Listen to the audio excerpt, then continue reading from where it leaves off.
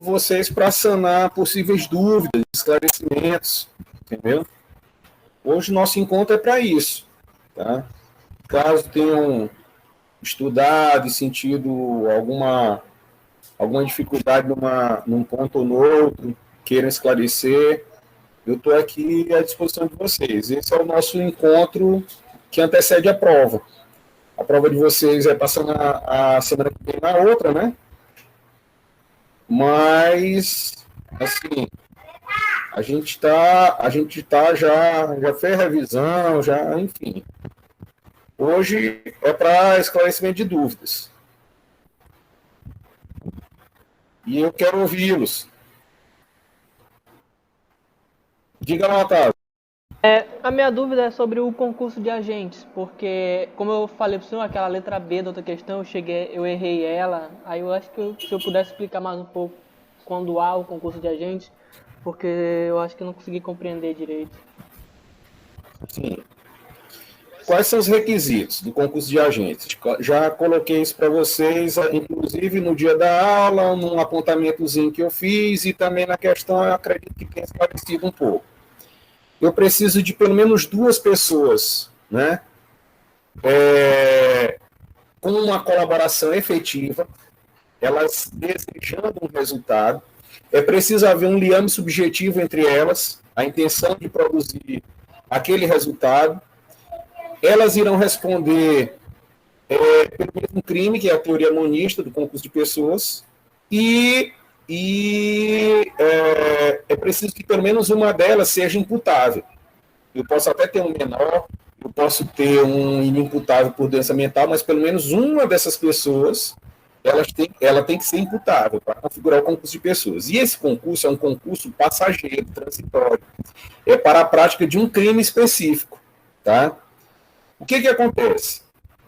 A teoria do domínio do fato, ela é um assunto abordado dentro do assunto concurso de pessoas. Tá? Então, nós temos 2 aplicações para a teoria do domínio do fato. A primeira aplicação é aquela em que não configura concurso de pessoas. Por que não configura concurso de pessoas? Porque quando ela é aplicada na sua integralidade, na sua essência, a pessoa que está executando o crime, ela não sabe que ela está fazendo isso. É um doente mental, é a pessoa que está em erro, o erro determinado por terceiro. Ou então sabe que há crime, mas ela não tem o dolo de atingir aquele resultado, que é o caso da coação moral irresistível e da obediência hierárquica. Pois bem, essa é a aplicação por excelência da teoria do domínio do fato. A outra aplicação da teoria do domínio do fato.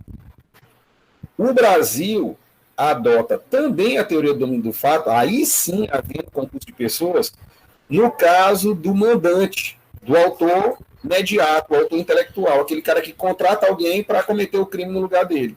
Aí haverá concurso de agentes. Mas só que esse indivíduo que contrata, ele tem o domínio de toda a situação, por isso ele responderá como autor e não como partícipe, tá? Porque, embora ele não pratique, não execute o verbo da figura típica, mas ele tem o controle, o domínio de toda a situação. Eu acredito que seja a situação lá do cara da joalheria, né, Otávio? É essa a questão? Que tu ficou em dúvida?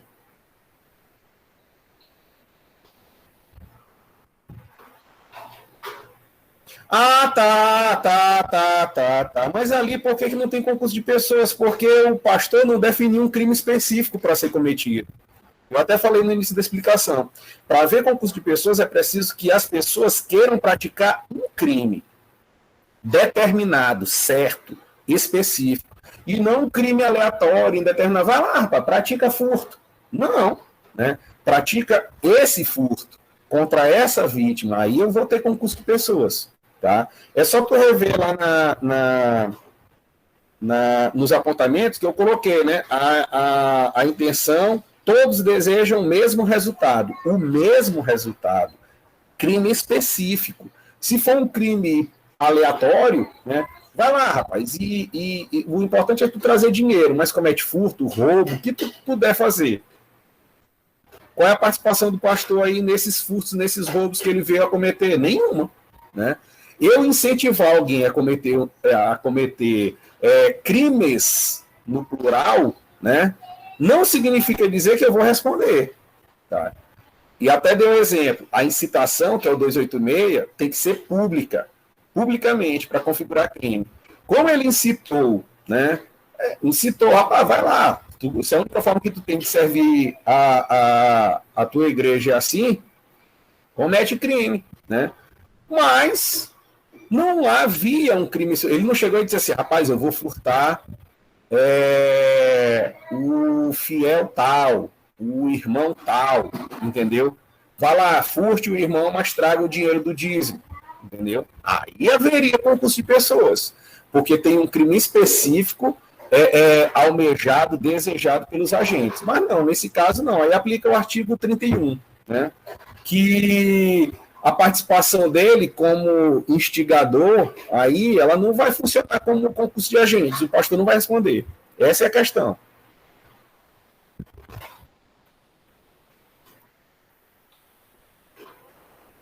Se eu disser para vocês agora, aqui, ó, na nossa aula, para vocês praticarem crime, sei lá, vamos supor, a história da tatuagem do palhaço. Rapaz, olha, policial, eu tenho raiva de policial e tal, e a gente tem que quebrar, tem que lesionar, tem que matar policial tem que morrer, tá? Ainda assim não seria crime o que eu estou fazendo, porque não é publicamente, a não ser que a minha aula fosse difundida num canal de YouTube, por exemplo, tá? Numa rede social, né? Mas aqui, no ambiente de sala de aula, não seria incitação ao crime, que é o 287, tá? Aliás, 286, tá? E nem apologia, o 288. A apologia seria, tanto a apologia como a incitação tem que ser público. Outro detalhe, se eu disser assim, olha, tem um policial tal, que é aluno da Facam e tudo, assim, assim, assado, vão lá e quebra esse cara, né? Que aí eu vou dar 10 pontos, sei lá, todo mundo está com 10 garantido no segundo bimestre. Aí vocês vão lá, um grupo de vocês vai lá e quebra o cara. Aí tem crime. Por que tem concurso de agentes aí? Porque eu funcionei como automediato. Eu ofereci uma recompensa, uma retribuição pelo crime que vocês foram praticar. E eu direcionei. É essa vítima que eu quero. Aí tem concurso de pessoas. Entendeu? E professor, nesse caso aí que você falou sobre você, tipo, do 10 e tal, a gente mandar quebrar alguém, pode-se também aferir a teoria de domínio do fato? Sim, pô, mandante. Foi o que eu expliquei no início, Marcelo. Que é aquela questão que também vale se a pessoa tiver consciência da ilicitude, né? E mesmo assim... Só no caso de mandante de crime, entendeu? Quando ele tem o domínio de toda a situação. Aí entra não só o fato de usar uma pessoa que não tem consciência, né? Mas usar pessoas que têm consciência e que ele funciona como organizador de toda a conduta criminosa, entendeu? Aí é domínio do fato também. Aí, nesse caso, aplica a teoria do domínio do fato e haverá concurso de agentes. Mas no outro não há concurso de agentes, porque falta justamente o liame subjetivo. Numa coação moral irresistível, eu estou sendo coagida a cometer o crime, eu tenho consciência daquele crime, mas eu tenho vontade? Não tenho, então não tem dolo. Então como é que minha conduta vai ser punida? Não pode. Tá? Não há tipicidade se não há dolo, nem culpa. Tá? Bora lá. Diga lá, meu filho. É porque o senhor ficou faltando responder 3 questões da última vez, né? Aí eu fui olhar elas e sobre a questão, a 10ª questão, que fala sobre o prefeito, que o ex-prefeito... Ah, tá, ainda tem essa bateria de questões, né, cara? Umas Tá 3, bom. Beleza, beleza. Bora lá. Respondo sim.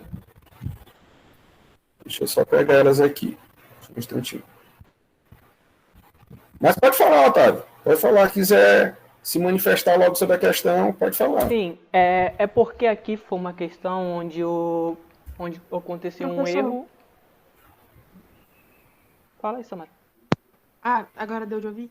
Rapidinho, só antes de mudar o assunto para outra questão, eu estava tentando lhe perguntar se, mesmo na questão, o fato dele ter a doença mental lá, isso não afetou no crime dele, né? Porque foi até uma das coisas que me confundiu na questão, porque dizia que ele tinha cometido pequenos furtos. E eu consegui entender que foi uma coisa que Qual é a aconteceu questão? Vocês estão falando de qual questão? ainda da que o senhor passou. É porque eu tentei tirar a dúvida na hora, mas meu áudio não estava funcionando. Tá, a do pastor, né? A do pastor. Tá, poderia contribuir com. Deixa eu só resgatar aqui, só um instantinho, filho. Tá Está bom. desempregado. Não, mas não diz que ele tem doença mental, não. Professor, Ele não tem. professor, Bem no Ele, comecinho da questão fala que ele fala que tem. ele tem doença mental sim, mas isso, o próprio Código Penal, ele já responde que no que fala sobre os excludentes, fala lá que a pessoa que tem doença mental e que tenha a sua coisa afetada, entendeu? É que o uma demência discernimento nulo, que não tem degenerativa. discernimento. Exato, exato. Mas, tipo, se ele Rapaz, eu tem a não tô doença olhando. mental e tem o discernimento, não vai aplicar excludente. Sim. Que é o. Aí ele é imputável, né? Se a doença mental ela não anula o discernimento, ele é imputável. Se ela nem chega a comprometer, ó, é assim. O cara tem uma doença mental que ela apenas compromete o discernimento, compromete. Então o discernimento dele é afetado, não é 100%. Aí tem que se avaliar se no momento do crime esse discernimento realmente era comprometido. Aí ele pode ter uma redução de pena, que é o parágrafo único do 26. Se o discernimento era afetado por completo, ele não sabia o que ele estava fazendo, ele é isento de pena, que é o capítulo do 26. Mas se embora tenha doença mental, isso aí não afeta o discernimento, a consciência que ele tinha do que ele estava fazendo, aí ele vai responder normalmente. Viu, Samara? Obrigada, Professor, é professor. que no seu material aí, nessa base de questões, Tá não diferente, né? Tá diferente. Justamente na nossa, diz Beleza. assim, jesuínos, bem no comecinho, jesuínos sofre de demência degenerativa que afeta seu Ah, desenvolvimento. sim. Eu mudei, né? Às vezes eu faço isso, eu faço pequenas alterações na questão. Pois é, que afeta o discernimento, mas afetar o discernimento quer dizer que ele não sabia o que ele estava fazendo, né? Então isso devia ser discutido. Deixa eu ver aqui se eu encontro ela aqui. Peraí. Porque, ó, na sua tabela de questões que está aparecendo pra gente, se fosse só assim, a gente já botaria que o pastor, a gente nem chegaria em demência degenerativa, nada do tipo, porque na questão não fala nada, né? Mas na nossa, sim, falava. Beleza.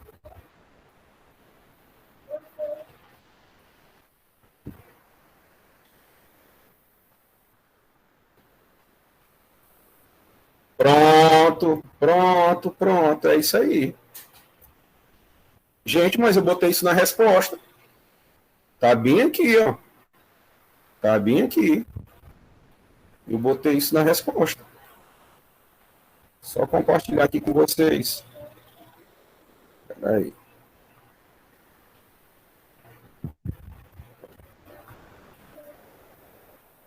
Tá bem aqui, ó.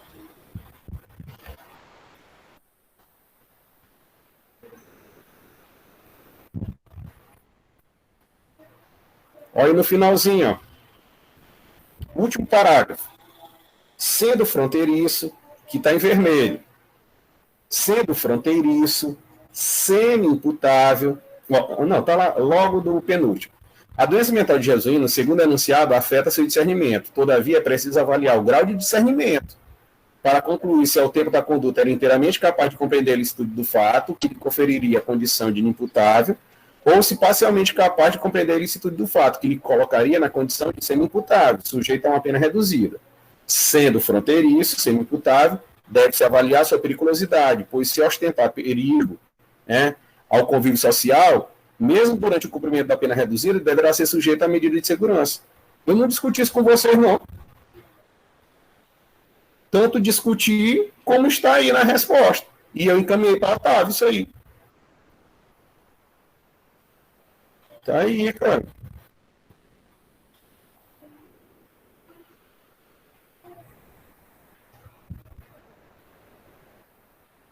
Beleza? Vamos voltar aqui para a questão 10, né? Beleza. Bora lá, o ex-prefeito. Então, aqui eu tenho o seguinte. O ex-prefeito da cidade de Baraúna, na Paraíba. Esse daqui foi um caso real, cara. Caso real. Foi o filho, o pai que matou o filho.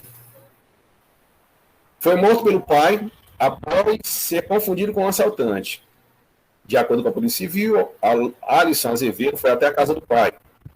Adilson Azevedo, também ex-prefeito da cidade.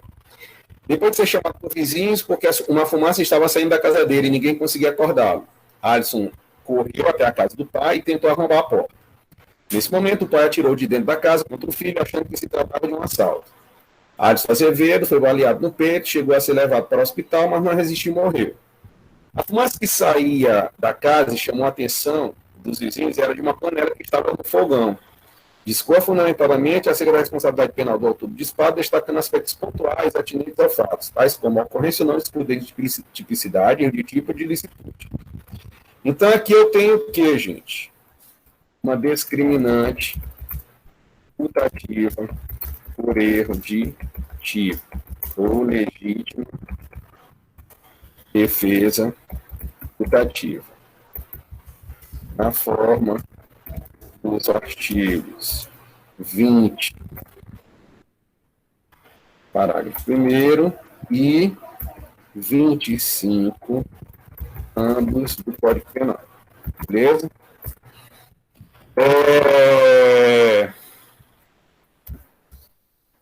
É de bom ouvir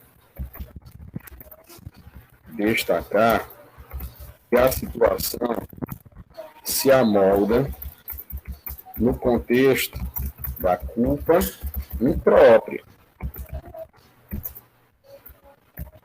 em que o agente atua com dolo, mas deve responder a título de culpa.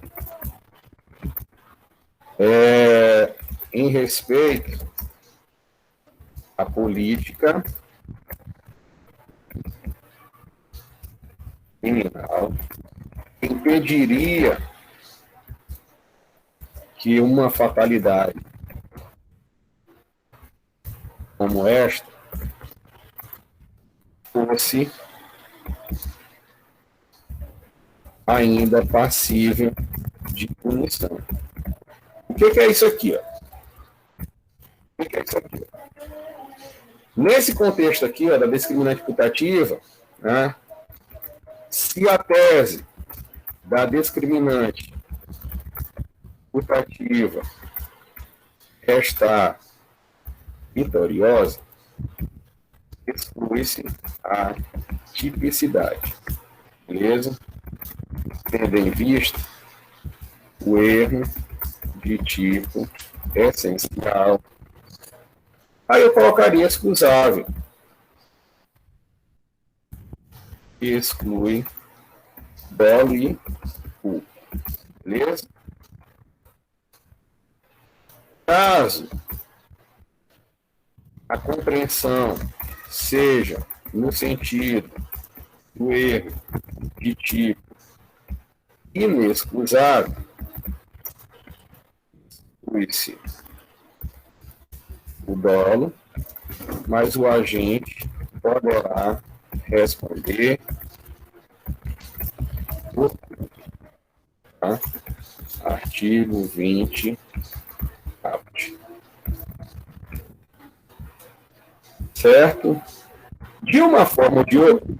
Mas por que ele seria por erro inexcusável? Professor, uma pergunta. Oi, Otávio. Peraí, Marcelo. Em caso seja inexcusável, caberia aplicar o artigo 121, parágrafo 5º, que fala... É isso que eu vou falar agora do perdão judicial. Então, vai lá. De uma forma ou de outra, mesmo que o agente fosse responsabilizado a título de culpa, deveria ser aplicado o perdão judicial. Artigo 121, parágrafo.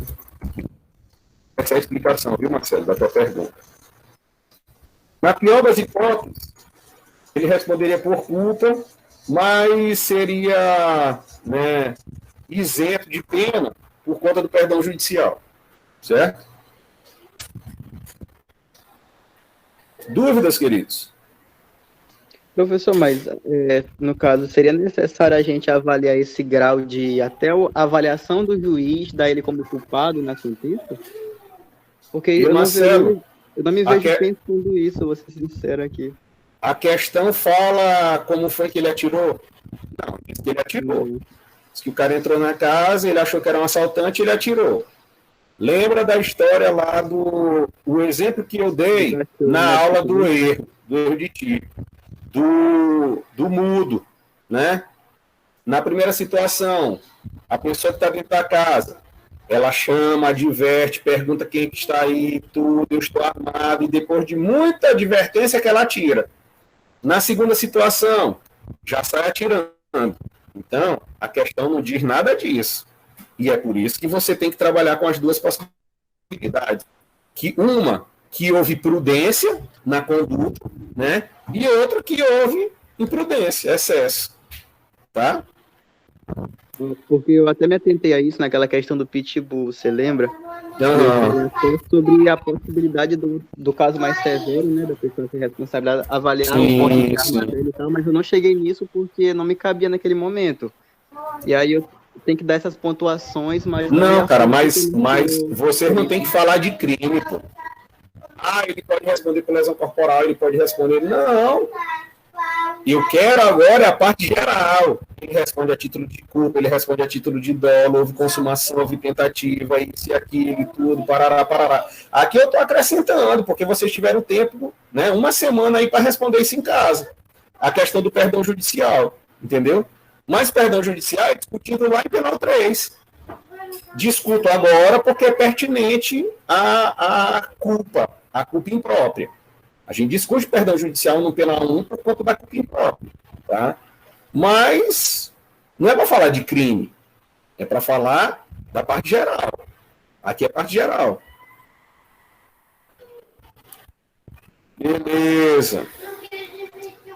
A 11 e a 12, né? Não. É a 11 e a 12, não é isso? É.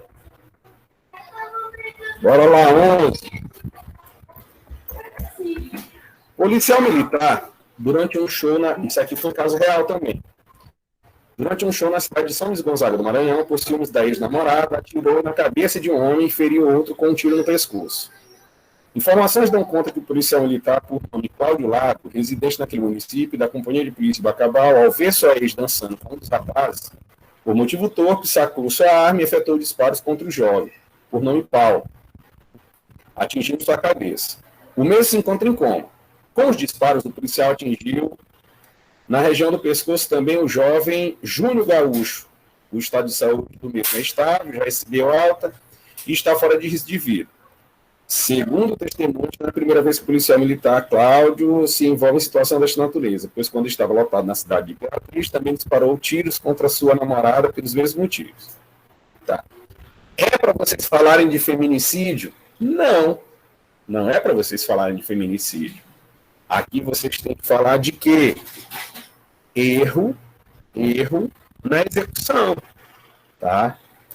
A questão versa sobre erro na execução, tá? Erro de tipo acidental, que não exclui o dolo, tá? Erro na execução com unidade complexa. O resultado múltiplo. Artigo 73 do Código Penal, 73, segunda parte do Código Penal, em que o agente, pretendendo atingir uma vítima, acaba atingindo outra, certo? Que não queria. de uma vítima, aplica-se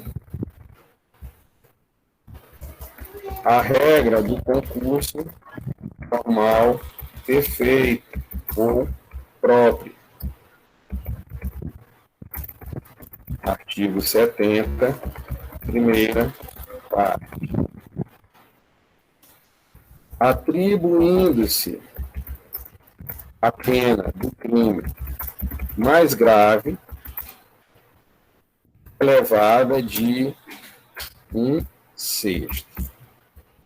Vale mencionar que houve também erro de tipo sobre a pessoa. Não, erro na execução mesmo. Erro na execução. Vale mencionar que deve ser aplicada a regra do erro de tipo sobre a... Não, ele não queria atingir a mulher. Eu estou com erro de tipo sobre a pessoa na cabeça. Ele quis atingir foi o cara mesmo. É diferente ele querer atingir a mulher e errar e atingir a outra pessoa. Porque aí ele responderia por feminicídio, embora tivesse matado um homem, né? Mas é isso aqui. É isso aqui. Professor, Oi. nesse caso não influenciou em nada ele ser policial militar, nada, né? Mesmo a questão dando isso. Usaria. Minha filha está falando por uma questão de se é crime militar ou não. É bom esclarecer também. É bom esclarecer também. Olha, o Código Penal Militar, no artigo 9º, bem lembrado, Samara. O Código Penal Militar, no seu artigo 9º, fala assim, ó. Vou compartilhar aqui com vocês rapidinho.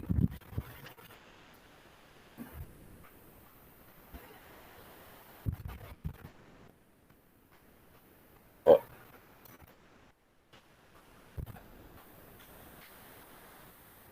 Consideram-se crimes militares em tempos de paz. Tá? Inciso segundo. Os crimes previstos nesse código e os previstos na legislação penal, quando praticados. A linha A, por militar em situação de atividade? Não. Então, a linha B, a C, né? Tá fora, né? A D, por militar durante o período de manobras? Não. A E, por militar em situação de atividade? Não. Então, senhor, tá fora. Terceiro, não. Aqui é o militar da ativa no segundo. Então, não é crime militar. Crime comum. Só esclarecendo, né? Que não é crime militar, é crime comum. Oi. E professor...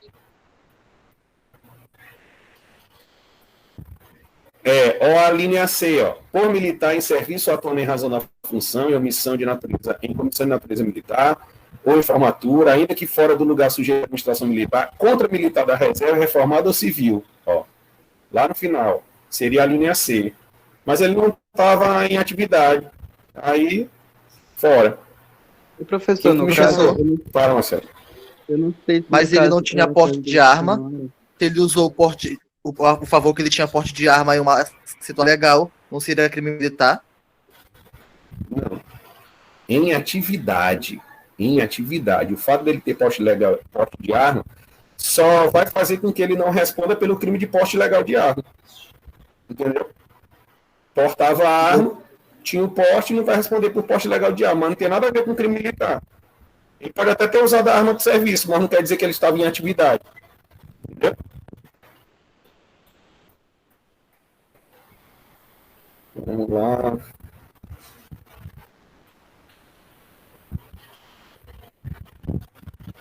Certo.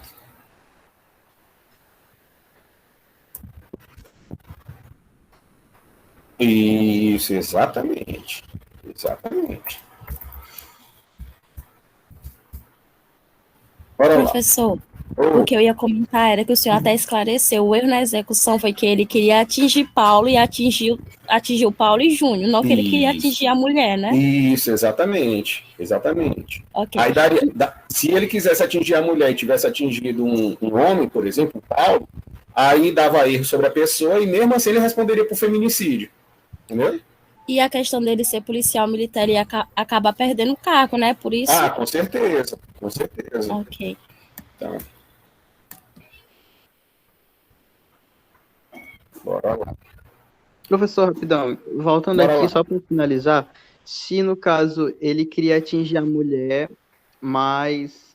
Ah, não, mas não dá, porque aí ele teria que. A minha questão era se ele quisesse atingir a mulher, acertasse um cara, e aí acertasse outro cara. Não ia ser sobre a pessoa e a execução, né? Porque ele só atingiu uma pessoa diferente, aí aumentaria 2 vezes o mesmo crime. Aumentaria de 1/5, no caso. Não entendi nadinha, Marcelo. É porque. Marcelo, ele fica criando, assim, confusão que não existe, entendeu? Ele Vai tem- rolando na cabeça. Né? Não faz isso não, Marcelo.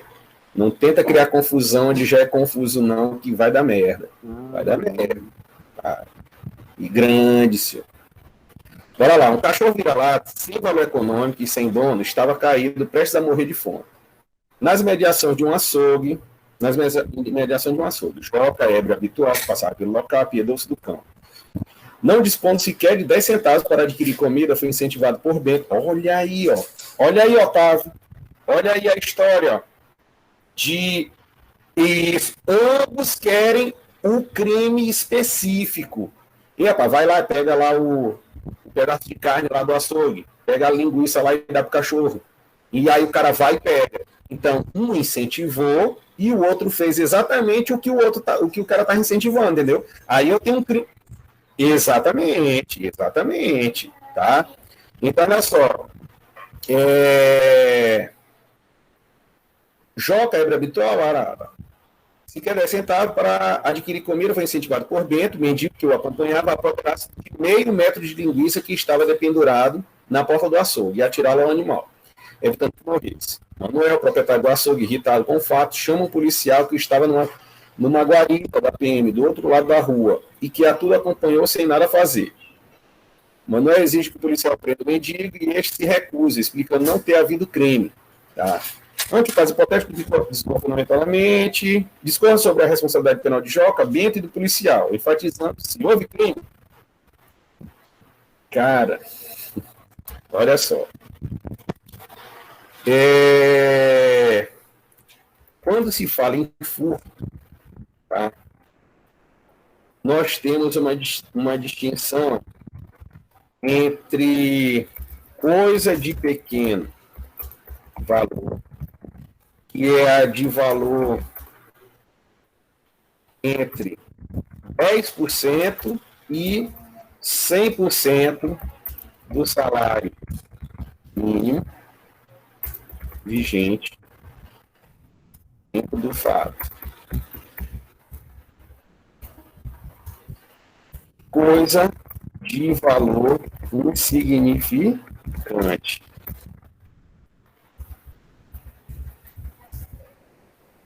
De valor até 10% do salário mínimo vigente ao tempo do fato.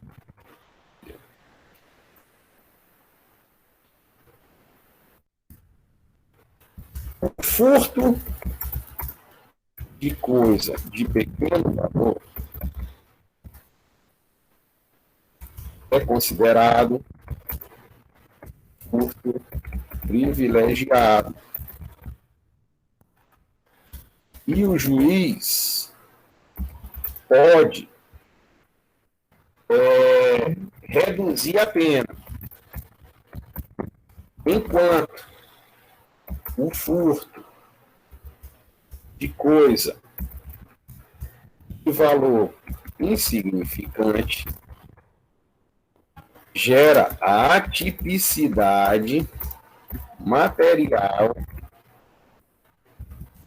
da conduta e o agente é isento de pena. Observação. Tais benefícios de política criminal não podem ser aplicados se o agente faz do crime seu meio de vida. Eu estou falando em reiteração delictiva, dedicação à prática de crimes, beleza?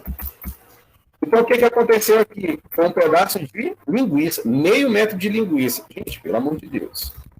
Meio metro de linguiça, certamente tem valor inferior a 10% do salário mínimo.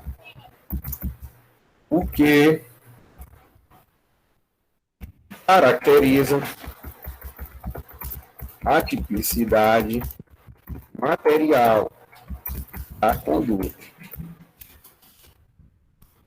Não há crime. Né? A tipicidade formal, conduta descrita na norma como crime, mas falta tipicidade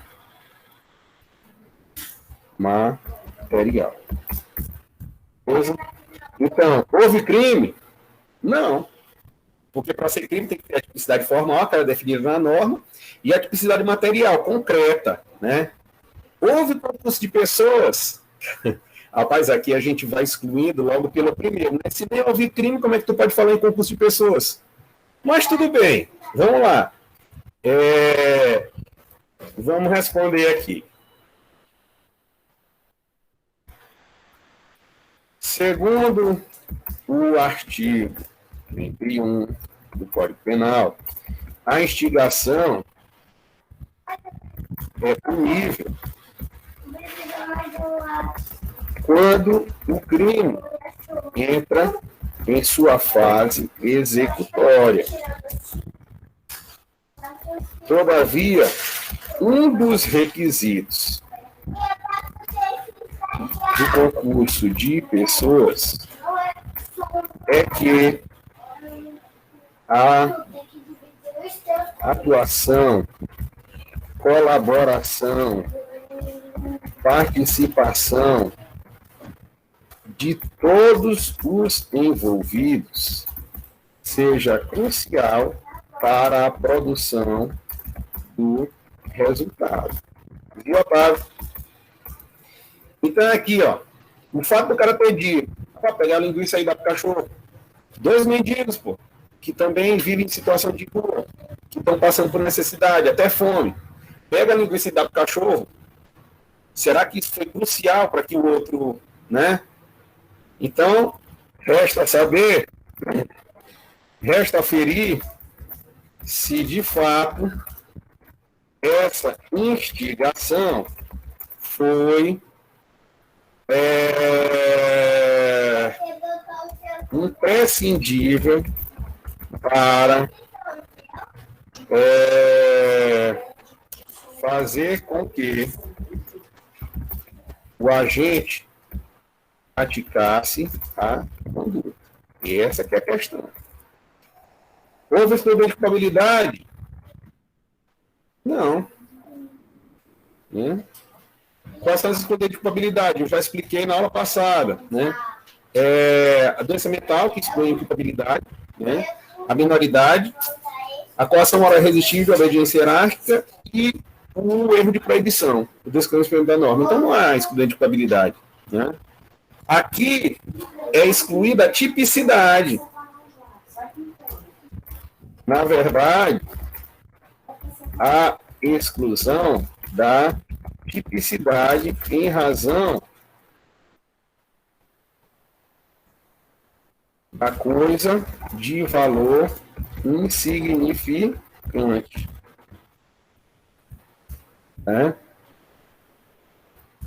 A tipicidade material da conduta. Beleza? Houve excludente de licitude?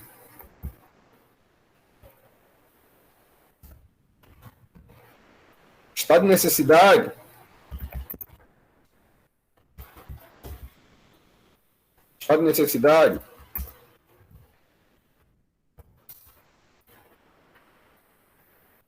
seria uma tese a ser debatida a ocorrência do estado de necessidade, situação de perigo atual, morte do cachorro, né? Pão faminto, né?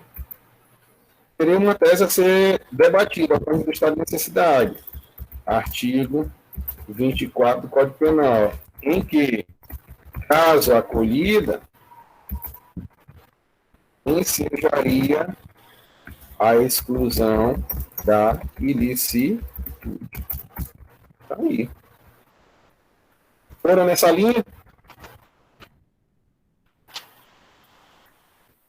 Mais ou menos? Professor, Essa daí foi de com força, não foi? foi Essa daí sim. Quando eu olhei essa questão, eu meio que me baseei na da mãe que furta comida para dar para os seus filhos. Aí é né? o estado de necessidade. Sim. Só que aí, no caso, se eles continuassem furtando, aí caberia ser crime, se eles continuassem a praticar o furto. Pois é. Porque a gente tem fome todo dia, né? Então vai furtar todo dia para alimentar a fome, para saciar a fome. Não bota uma dessa não, galera, viu? Não se preocupa não. Bota uma dessa não. Mas é isso. Vou já mandar para o Otávio, tá? No mais, queridos, dúvidas? Tá tudo bem? Tá tudo em paz? Não, professor, por enquanto não. Professor, Ô, minha filha. só assim, uma outra hipótese. No caso dele ter feito tudo isso e acabar tendo sido preso por isso, né? Sim. Só que lá na questão diz que ele estava bêbado, né? Sim, é? A Não, questão ele é ébrio habitual. Ele é ébrio habitual. Embriaguez não exclui imputabilidade. Que é o artigo 28. Ó, Então, ele é mesmo- ébrio habitual. Ébrio habitual é o cara que vive, né? Embriagado. então tá tudo certo. Sem dúvidas no momento sobre essa questão. Beleza. Queridos, então a situação é a seguinte, ó. Nossa prova é dia 8, né? 8. 8. Na próxima semana, tecnicamente, ainda é aula, mas as provas ainda não começam, né? Ou começa dia 1º. Começa de 1º ou começa dia 7? Começa dia 8. Ah, então tá. Começa dia 8. Então, o que acontece? Já concluí o conteúdo, já revisei, já respondi questão, já tirei dúvida. Na próxima aula, professor, na próxima aula não vai ter aula? De quê? Aula de quê? Aula da saudade. Só se for para a gente contar piada, entendeu?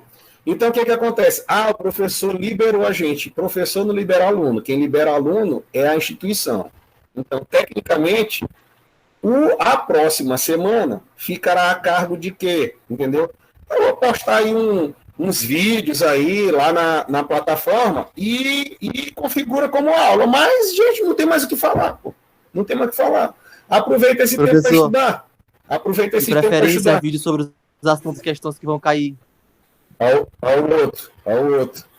Tá bom, Alan. Vou botar uns 300 vídeos lá, tu vai ver. Tu assiste tudinho.